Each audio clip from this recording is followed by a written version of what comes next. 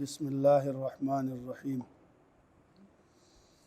ان اللہ بے شک اللہ لا یستحیی حیا نہیں کرتا، شرماتا نہیں ہے، یہ کہ یضرب بیان کرے مثلا مثال، ما بعوضتاً اس کی جو مچھر ہے، فما فوقہا یا اس سے بھی اوپر، یعنی حقارت کے اعتبار سے بھی اس سے اوپر، یعنی اس سے بھی زیادہ حقیر چیز، اس کی مثال بیان کرتے ہوئے اللہ شرماتا نہیں ہے۔ مشرکین و کفار کہنے لگے کہ یہ اللہ تعالیٰ کا کلام نہیں ہے۔ آپ نے کل پڑھ لیا ہے، اس میں تو ان کو ایک چیلنج دیا گیا کہ وَإِن كُنتُمْ فِي رَيْبٍ مِّمَّا نَزَّلْنَا عَلَىٰ عَبْدِنَا، اگر تم اس کے بارے میں شک میں ہو کہ یہ اللہ کا کلام نہیں ہے تو اس جیسا کلام لے آؤ۔ ایک تو اس بات میں ان کی تردید ہو گئی، دوسرا وہ کہہ رہے تھے کہ یہ اللہ کا کلام نہیں ہے، اس کی وجہ کیا ہے، دلیل کیا ہے؟ وہ کہتے ہیں کہ اللہ تعالیٰ کا اگر یہ کلام ہے تو اللہ کی شان کے خلاف ہے کہ وہ اتنی چھوٹی چھوٹی چیزوں کی مثالیں اپنے کلام میں دیتا ہے۔ 17ویں سپارے میں اللہ تعالیٰ نے فرمایا یا ایھا الناس، اے انسانوں، تم اللہ کے سوا جن کی پرستش کرتے ہو، اللہ کے سوا جن کو پوجتے ہو، ان کو جمع کر لو۔ یا ایھا الناس، اے انسانوں، ضرب مثل، ایک مثال بیان کی جاتی ہے، فاستمعوا لہ، غور سے سنو۔ ان الذین تدعون من دون اللہ، تحقیق تم اللہ کے سوا جن کو پکارتے ہو، لن یخلقوا ذبابا، وہ ہرگز ایک مکھی بھی نہیں بنا سکتے۔ تو مشرکین کہنے لگے کہ اگر یہ اللہ کا کلام ہے تو اتنی بڑی ذات کے ساتھ تو ایسی چھوٹی چھوٹی مثالیں نہیں سچتی، اللہ کو تو چاہیے پہاڑوں اور آسمانوں بڑی چیزوں کی۔ بھئی ایک بات میں کہتا ہوں کہ جو ہم کہتے ہیں پہاڑ اور آسمان جتنی بڑی چیزیں، وہ بڑی چیزیں بھی اللہ کے لیے مچھر کی جیسی ہی ہیں، وہ ہمارے لیے بڑی ہیں، اللہ کے لیے تو وہ مچھر جیسی ہی ہیں۔ اب رہی بات یہ کہ اللہ تعالیٰ نے مشرکین کو، جو اللہ کے سوا کسی غیر کو پوجتے ہیں، ان کو چیلنج کیا کہ وہ ایک مکھی بنا کر دکھائیں۔ تو مشرکین نے اعتراض کیا کہ اللہ کا کلام اگر یہ ہے تو بڑی شان والے اللہ کی تو شان کے خلاف ہے کہ وہ ایسی چیزوں کی مثالیں بیان کرے۔ تو سوال یہ کہ اللہ نے ایسی چیز کی جو مثال بیان کی کس کے لیے کی ہے؟ خدا کے علاوہ جتنا خدا کا غیر جن کو تم پوچھتے ہو ان کو، یعنی ان کو چیلنج کیا ایک مکھی بنا کر لاؤ۔ تو اس سے تو اور شان نکھر کے اللہ کے سامنے آ گئی کہ اللہ کے سوا اللہ کا جو غیر ہے وہ اتنا کمزور ہے، وہ جب مکھی نہیں بنا سکتا تو اس کو پہاڑ کی مثال دینے کی ضرورت کیا ہے؟ بات سمجھ میں آ رہی ہے؟ جب وہ مکھی کی طاقت نہیں رکھتا ہے تو ان کو یہ کہا جائے کہ یہ تم دیکھیں نا، ایک آدمی قرآن کریم کی ایک صورت نہیں بنا سکتا، اس کو یہ چیلنج کیا جائے کہ اگر تم کہتے ہو کہ یہ کلام اللہ کا نہیں ہے، مخلوق کا بنایا ہوا ہے، تو تم بھی مخلوق ہو، ذرا ایسا ایک پورا کلام تم بھی بنا کے لاؤ، ایسا پوری کتاب تم بھی بنا کے لاؤ۔ تو یہ چیلنج اس وقت کیا جائے گا جب وہ ایک آیت بنانے پر تو قادر ہو، وہ ایک بھی نہیں بنا سکتے تو پورے کلام کی چیلنج کرنا تو فضول ہے۔ ایسے ہی اللہ نے چھوٹی چیز کی مثال اس لیے بیان کی کہ مشرکین جن خداؤں کو یا جن معبودوں کو، جن الہوں کو پوجتے ہیں، وہ اتنے کمزور ہیں کہ وہ ایک مکھی جب نہیں بنا سکتے اتنی سی، تو ان کو آسمان کی مثال بیان کرنا یہ تو کوئی عقل مندی نہیں ہے، کیونکہ جو مکھی بنانے سے عاجز ہے وہ آسمان کیسے بنائیں گے؟ اس سے خدا کے سوا جتنا خدا کا غیر ہے اس کی اصلیت کھل کے سامنے آ جاتی ہے۔ چھوٹی چیز کی مثال بیان کرنے کا فائدہ یہ ہے کہ ان کی حیثیت سامنے آ گئی۔ جیسے ایک آدمی کو ہم کہتے ہیں جی 2 اور 2 کتنے ہوتے ہیں، اسے نہیں معلوم کہ 2 اور 2 4 ہوتے ہیں، اس کو ہم بنائیں وزیر خزانہ اور سارے ملک کا حساب کتاب اس کے ذمہ لگا کے، تو کہیں گے یار اس بیچارے کو تو 2 اور 2 کا چیلنج یہ قبول نہیں کر سکتا، تو پورا نظام یہ کیسے سنبھالے گا؟ تو اللہ نے جو مثال بیان کی ہے وہ اگلے کی حیثیت کے مطابق بیان کی۔ تو مشرکین نے اس کو کیا کیا؟ اللہ کی شان کے خلاف سمجھا۔ اللہ کی شان کے خلاف نہیں، بلکہ تمہارے معبودوں کو چیلنج ہے مکھی کا۔ اب تم کہتے ہو کہ اللہ ہمارے معبودوں کو چیلنج کرے پہاڑ بنانے کی، کہ اگر یہ خدا کے سوا جتنا خدا کا غیر ہے یہ ایک پہاڑ بنا کر دکھائے، ایک آسمان بنا کر دکھائے، تو یہی تو اللہ سمجھاتے یہ مکھی نہیں بنا سکتے تو آسمان کا چیلنج کرنا تو فضول ہے۔ بات سمجھ میں آئی جی؟ اس لیے فرمایا۔ اچھا، تو اس کے جواب میں اللہ نے فرمایا کہ ان اللہ لا یستحی، اللہ ایسی باتوں سے حیا نہیں کرتا۔ اللہ نہیں شرماتا ہے ان یضرب یہ کہ وہ بیان کرے مثلا مثال، یعنی مکھی کی مثال بیان کرنے سے یا مچھر کی مثال بیان کرنے سے اللہ پاک نہیں شرماتے۔ ما بعوضتاً، یا جو مچھر ہے، مثلا مثال ما بعوضتاً، اس کی جو مچھر ہے، مچھر کی مثال بیان کرے، فما فوقہ، یا اس سے بھی اوپر، اس سے اوپر سے مراد حقارت میں اس سے اوپر، یعنی اس سے بھی حقیر چیز کی اللہ بعض اوقات مثال بیان کرے گا، تو اس سے اللہ کی شان پہ فرق نہیں آتا۔ یہ تو تمہارے معبودوں کی حیثیت کھل کے سامنے آ گئی کہ اتنی چھوٹی سی چیلنج، چھوٹی سی بات اللہ نے ان کے سامنے رکھی ہے، جو اس کو پورا نہیں کر سکتے۔ وہ پورا آسمان کہاں سے بنائیں، وہ 7 زمین 7 آسمان کہاں سے بنائیں، اور وہ جو پیچھے اللہ نے اپنی صفات بیان کی ہیں، الذی جعل لکم الارض فراشا والسماء بناء، اب اللہ ان کو کہے زمین بناؤ، وہ تو مچھر بھی نہیں بنا سکتے۔ اللہ ان کو کہے آسمان بناؤ، وہ تو مچھر بھی نہیں بنا سکتے۔ تو آسمان کا چیلنج کرنا فضول ہے۔ ان کی حیثیت کھل کے سامنے آ گئی کہ یہ اتنے کمزور ہیں کہ یہ تو ایک مکھی بھی نہیں بنا سکتے۔ بات سمجھ میں آ گئی؟ فَأَمَّا، پس بہرحال وہ لوگ، الذین، جنہوں نے آمنوا، ایمان لایا، فَأَمَّا، پس بہرحال، الذین، وہ لوگ جنہوں نے آمنوا، ایمان لایا، یعنی جو ایمان والے ہیں، فَيَعْلَمُونَ، وہ جانتے ہیں، اَنَّهُ، بے شک یہ الحق، حق ہے، من ربہم، ان کے رب کی طرف سے۔ یعنی ایمان والے ان مثالوں میں پھر بحث نہیں کرتے کہ جی اللہ نے مچھر کی مثال کیوں دی، بلکہ ایمان والے کہتے ہیں ہمارے رب نے جو مثال دی وہ حق دی ہے، وہ سچ دی ہے۔ کیوں؟ اس سے اگلے کی حیثیت کھل کر سامنے آ گئی کہ اگلے اتنے کمزور ہیں، اتنے ناتوان ہیں۔ اسی لیے تو ابراہیم علیہ السلام نے جب اپنے والد سے پوچھا، اذ قال لابیہ وقومہ ما تعبدون، اپنے باپ اور اپنی قوم سے پوچھا تم کس کی پرستش کرتے ہو، تم پرستش کس کی کرتے ہو؟ تو قوم نے کہا قالوا نعبد اصناما فنظل لها عاکفین، ہم جن کے آگے جھکتے ہیں، جن کے آگے طواف کرتے ہیں، جن کے گرد چکر لگاتے ہیں اور جن کے آگے ہم سجدہ کرتے ہیں، وہ ہمارے بت ہیں۔ تو اب ابراہیم علیہ السلام نے یہ نہیں کہا کیا تمہارے بت آسمان بنا سکتے ہیں، کیا تمہارے بت 7 زمینیں بنا سکتے ہیں؟ نہیں، یہ تو بہت بڑا کام ہے۔ ایک چھوٹا سا سوال کیا ابراہیم علیہ السلام نے، هل يسمعونکم اذ تدعون، جب تم پکارتے ہو تو یہ سنتے ہیں؟ بس آسان سی بات۔ اب اس سے باقی سارے مسئلے، کوئی کہے جی ابراہیم نے یہ کون سا چھوٹا سا سوال کیا، ہمارے خداؤں کی شان کے مطابق سوال، اور ان کی شان تو اتنی ہے بیچارے سنتے نہیں ہیں تو باقی کیا کام کریں گے؟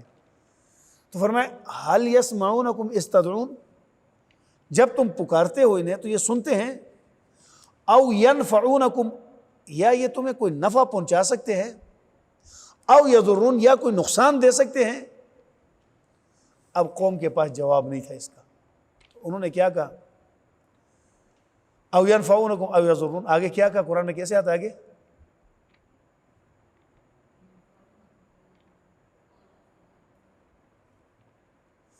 قالوا بل وجدنا آباءنا كذلك يفعلون، کہ انہوں نے کہا جی باپ دادوں کو بس دیکھتے آئے ہیں، کرتے آ رہے ہیں، وہ بھی آگے انہوں نے بھی کبھی نہیں سوچا کہ یہ سنتے ہیں یا نہیں سنتے، بولتے ہیں یا نہیں بولتے، نفع نقصان دیتے ہیں، بس بڑوں کو سنتے دیکھتے آ رہے ہیں۔ ابراہیم علیہ السلام نے اب آگے کیا کہا،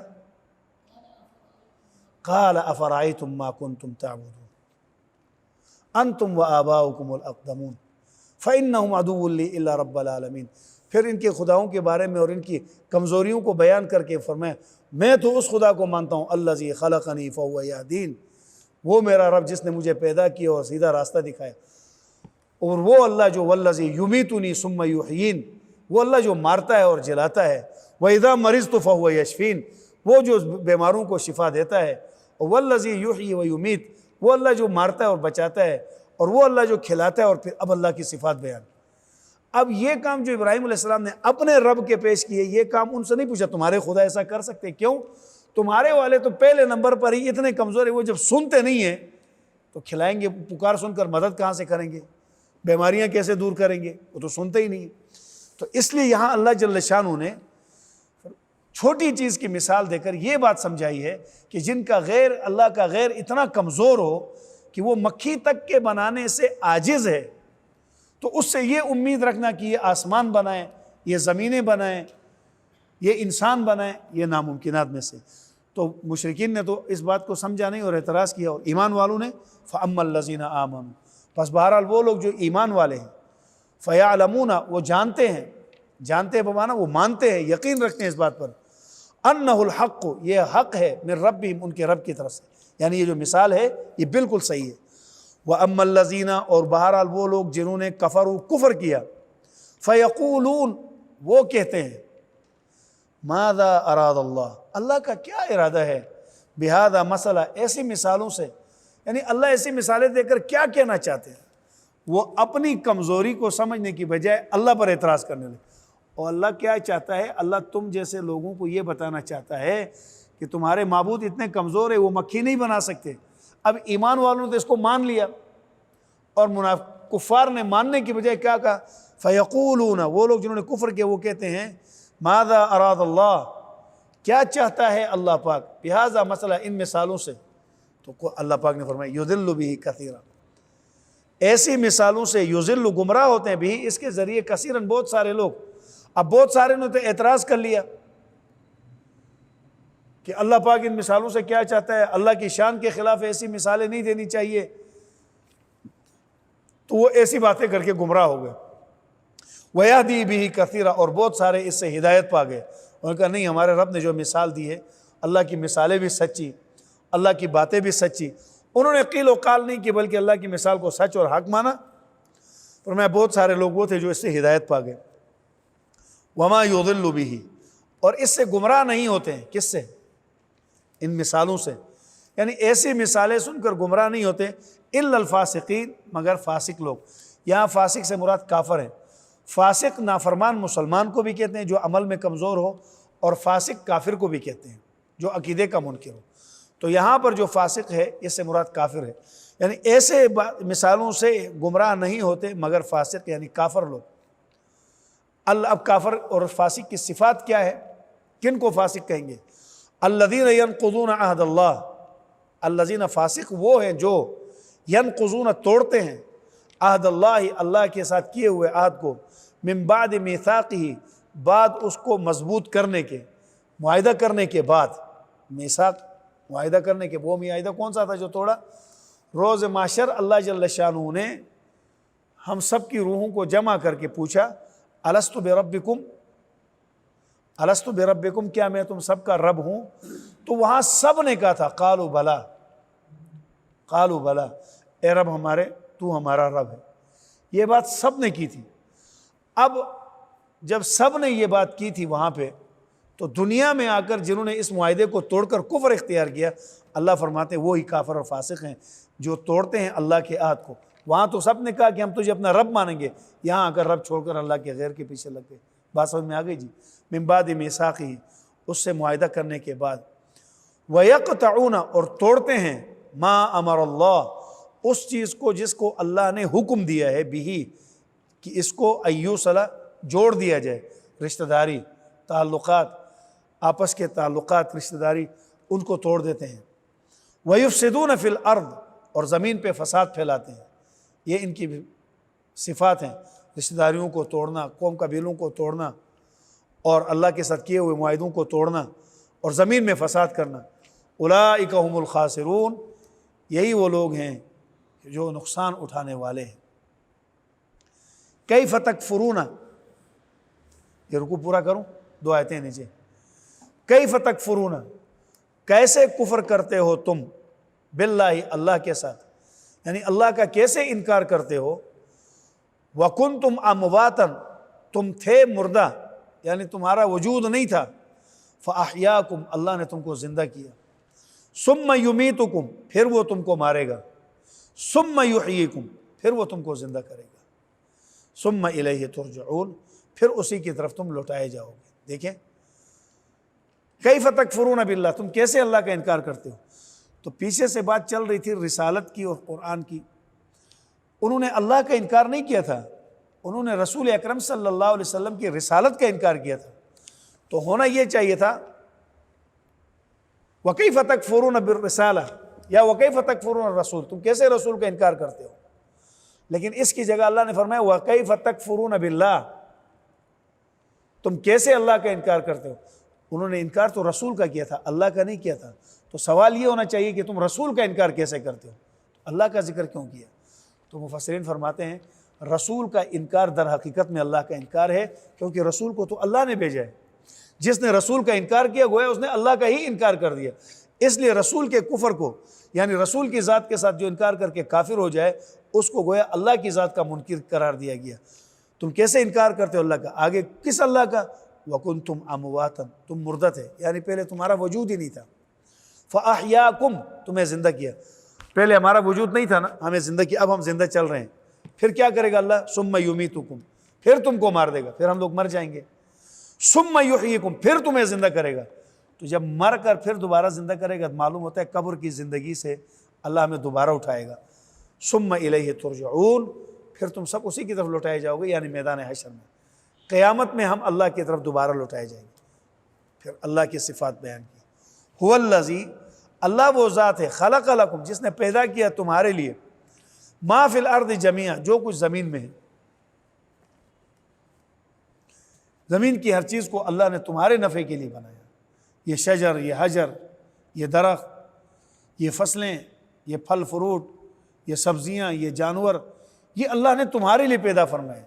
اسی لیے ایک حدیث پاک میں آتا ہے کہ الدنیا خلقت لکم، یہ دنیا ساری کی ساری تمہارے لیے بنائی گئی۔ دنیا کے اندر جتنی چیزیں ہیں تمہارے عیش و آرام کے لیے بنائی گئی۔ اور وَأَنْتُمْ خُلِقْتُمْ لِلْآخِرَةِ، لیکن تم آخرت کے لیے بنائے گئے، تم نے یہاں پہ ٹھہرنا نہیں ہے۔ اور یہاں جو کچھ دیا گیا ہے یہ تمہارے پاس جو مَا عِنْدَكُمْ يَنْفَدُ وَمَا عِنْدَ اللَّهِ بَاقٍ، جو آج تمہارے پاس یہاں پہ ہے یہ سارا ختم ہونے والا ہے، اور اللہ نے آخرت میں جو تمہارے لیے رکھا ہے وہ ہمیشہ کے لیے۔ تو دنیا کی زندگی کی جو نعمتیں ہیں یہ اللہ نے تمہارے لیے بنایا، لیکن اے انسان اللہ نے تمہیں اپنے لیے بنایا ہے۔ وَأَنْتُمْ خُلِقْتُمْ لِلْآخِرَةِ، تو ہم بدقسمتی سے ان چیزوں کے پیچھے لگ گئے، ان چیزوں کو کمانے میں لگ گئے جو ہے ہی ہمارے لیے، یہ تو بنی ہی ہمارے لیے۔ ہمیں لگنا چاہیے اس کے پیچھے جس کے لیے ہمیں بنایا گیا ہے، اور ہمیں اللہ نے اپنی ذات کے لیے بنایا۔ ثم استوى الى السماء، پھر برابر کر دیا، پھر ارادہ کیا۔ ویسے استوا کا معنی ہے سیدھے کھڑا ہونا، لیکن یہاں سیدھا کہ مراد یعنی اللہ نے آسمان کی طرف ارادہ فرمایا کہ وہ اللہ جس نے تمہارے لیے زمین کو بنایا، هو الذی، اللہ وہ ذات ہے، خلق لکم، بنایا تمہارے لیے، ما فی الارض جميعا، جو کچھ ہے زمین میں، ثم استوى الى السماء، پھر ارادہ کیا آسمان کی طرف، یعنی آسمان بنانے کا فیصلہ کیا۔ فسواہن، پھر ان کو برابر کیا، 7 سماوات، 7 آسمانوں کو، وہو بکل شیء علیم، اور وہ ہر چیز کو جاننے والا ہے۔ اللہ تعالیٰ نے جو کچھ زمین میں ہے تمہارے لیے بنایا، پھر اس کے بعد آسمان کو۔ دیکھیں اس میں آتا ہے کہ اللہ نے پہلے جو کچھ تمہارے لیے ہے زمین میں وہ تمہارے لیے بنایا، پھر کس کی طرف ارادہ کیا؟ تو اس سے کیا پتہ چلا اللہ نے زمین پہلے بنائی یا آسمان؟ زمین، کیونکہ فرمایا تمہارے لیے زمین میں جو کچھ ہے بنایا پھر۔ لیکن سورہ نازعات میں اللہ فرماتے ہیں ہم نے پہلے آسمان بنایا پھر زمین بنائی۔ وَالْأَرْضَ بَعْدَ ذَلِكَ دَحَاهَا، اور زمین کو ہم نے آسمان کے بعد بچھایا۔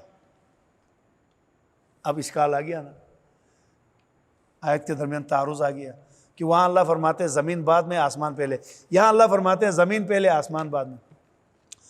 تو یاد رکھیے وہاں اللہ جل شانہ فرماتے ہیں وَالْأَرْضَ بَعْدَ ذَلِكَ دَحَاهَا، آسمان کے بعد زمین کو، نفس زمین بعد میں پھیلائی گئی۔ ٹھیک ہے، یہاں زمین کے اوپر جو تفصیلات ہیں ان کا تذکرہ ہو رہا ہے، پھر آسمان بنایا، آسمان کے بعد سب سے پہلے زمین کی تفصیلات جو ہیں، یعنی صرف پہلے خالی چٹیل زمین تھی، پھر اس کے اندر پھل پودے، یہاں کی سبزیاں، یہ اللہ نے آسمان سے پہلے نکالے، اور نفس زمین جو ہے وہ آسمان کے بعد پھیلائی گئی۔ اس کے بعد اس کے اوپر آسمان بنانے سے پہلے اللہ پاک نے زمینیں، پھل فروٹ جتنے ہیں، یہ زمین کی نعمتیں یہ بعد میں اگائی، ورنہ نفس زمین جو ہے وہ آسمان کے بعد پھیلا دی گئی۔ یاد ہو جائے گی چاہتا تمہیں اتنا کہ ایک بار پھر دوہرا دوں۔ اللہ پاک لا یستحی، شرماتا نہیں ہے، ان یہ کہ یضرب، بیان کرے، ان کا معنی یہ یہ کہ یضرب بیان کرے مثلا مثال ما بعوضتاً اس چیز کی جو مچھر ہے، فما فوقہا یا اس سے بھی اوپر، یعنی حقارت کے اعتبار سے بھی اس سے بڑی، فاما الذین آمنوا پس بہرحال وہ لوگ جو ایمان لائے، فیعلمون وہ جانتے ہیں انہ الحق کہ وہ حق ہے، من ربہم ان کے رب کی جانب سے، واما الذین کفروا اور بہرحال وہ لوگ جنہوں نے کفر کیا، فیقولون وہ کہتے ہیں ماذا اراد اللہ کیا چاہتا ہے اللہ پاک بہذا مثلا اس مثال سے، یضل بہ کثیرا گمراہ کرتا ہے ان مثالوں کے ذریعے بہت ساروں کو، ویہدی بہ کثیرا اور ہدایت پاتے ہیں بہت سارے اس کے ذریعے، وما یضل بہ اور نہیں گمراہ ہوتے اس سے الا الفاسقین مگر فاسق لوگ یعنی کافر، الذین وہ فاسق وہ ہیں جو ینقضون توڑتے ہیں عہد اللہ اللہ کے عہد کو، من بعد میثاقہ معاہدہ کرنے کے بعد، ویقطعون اور توڑتے ہیں ما امر اللہ اس چیز کو جس کا اللہ نے حکم دیا بھی، جس کو ان یوصل جوڑ دیا جائے، جو جوڑنے کا حکم دیا اس کو توڑ دے، ویفسدون فی الارض اور فساد کرتے ہیں زمین میں، ایک خالق اور مخلوق کا رشتہ جوڑنے کا حکم ہے وہ توڑتے ہیں، اولاد اور والدین کا رشتہ توڑتے ہیں، وہ چاچا اور بھتیجے کا رشتہ توڑتے ہیں، اولئک هم الخاسرون یہی لوگ ہیں وہ جو خسارے میں ہیں، کیف تکفرون باللہ کیسے تم انکار کرتے ہو اللہ کی ذات کا، وکنتم امواتا اور تھے تم مردہ، فاحیاکم پس تم کو زندہ کیا، ثم یمیتکم پھر تم کو مارے گا، ثم یحییکم پھر تم کو زندہ کرے گا، ثم الیہ ترجعون پھر اسی کی طرف لوٹائے جاؤ گے، هو الذی اللہ وہ ذات ہے، ہوا کا ترجمہ آپ اس طرح کر سکتے ہیں، هو الذی وہ ذات ہے یعنی اللہ وہ ذات ہے کہ جس نے خلق لکم بنایا تمہارے لیے، ما فی الارض جمیعا جو کچھ ہے زمین میں سب کا سب، ثم استوی پھر ارادہ کیا، الی السماء آسمانوں کی طرف، فسواہن پھر ان کو برابر کر دیا، 7 سماوات 7 آسمانوں کو، وہو بکل شیء علیم اور وہ ہر چیز کو جاننے والا ہے۔ اگر ہماری ویڈیو پسند آئی ہے تو اسے لائک کریں، کمنٹ کریں اور دوستوں کے ساتھ شیئر کریں، اور اگر ہمارا چینل ابھی تک سبسکرائب نہیں کیا تو اسے سبسکرائب کر دیں اور بیل آئیکن کو پریس کر دیں تاکہ ہر آنے والی ویڈیو آپ کو مل سکے۔ جزاک اللہ۔